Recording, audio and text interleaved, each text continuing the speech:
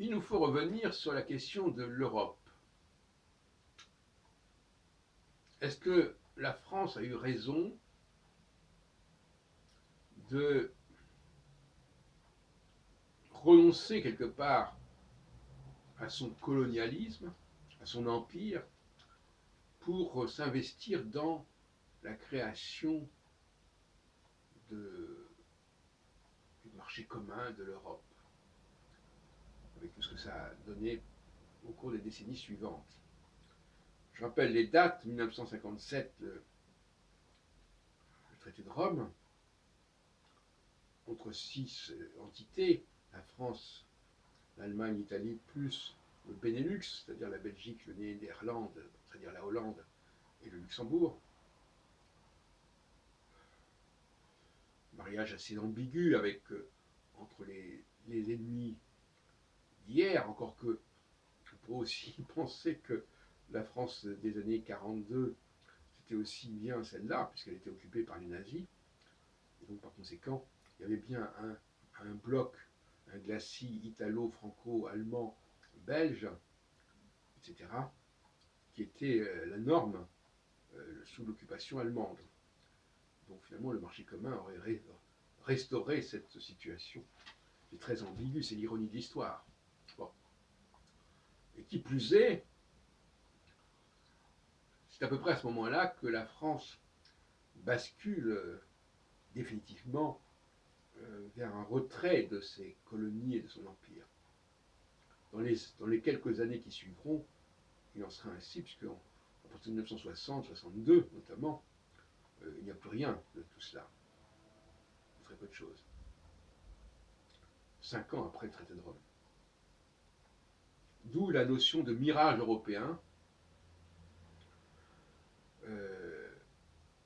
On a laissé la proie pour l'ombre, on a lâché la proie pour l'ombre, faut-on dire éventuellement.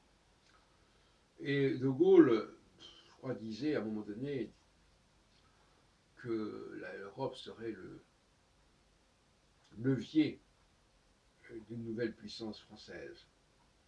Ce qui n'est pas très évident aujourd'hui. La France n'a pas eu les performances qu'on aurait pu espérer. Et par conséquent, sans parler de Frexit,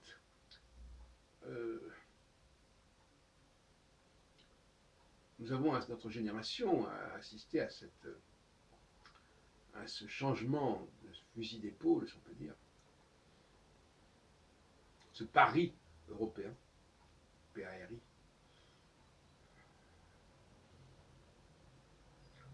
où la France a laissé des plumes. Tout comme l'Angleterre d'ailleurs, parce qu'il y a des similitudes entre l'Angleterre et la France qui sont frappantes, de tout point de vue. Sauf que l'Angleterre n'était pas partie prenante en 57, et qu'en même temps l'Angleterre a voté le Brexit il y a peu, selon une logique qui se tient. Deux grands empires, les deux plus grands empires coloniaux du XIXe siècle, la France et l'Angleterre,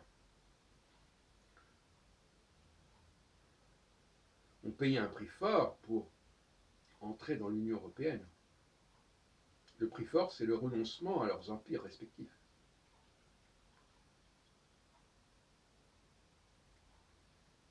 Et même si elles n'avaient gardé que l'Algérie dans sa totalité, nous n'en serions pas là. Ne serait-ce que sur le plan énergétique et même sur le plan de l'immigration. La France aurait pu développer l'Algérie bien davantage sans être envahie par les Maghrébins. Elle aurait pu canaliser les Maghrébins vers l'Afrique, vers l'Algérie, etc.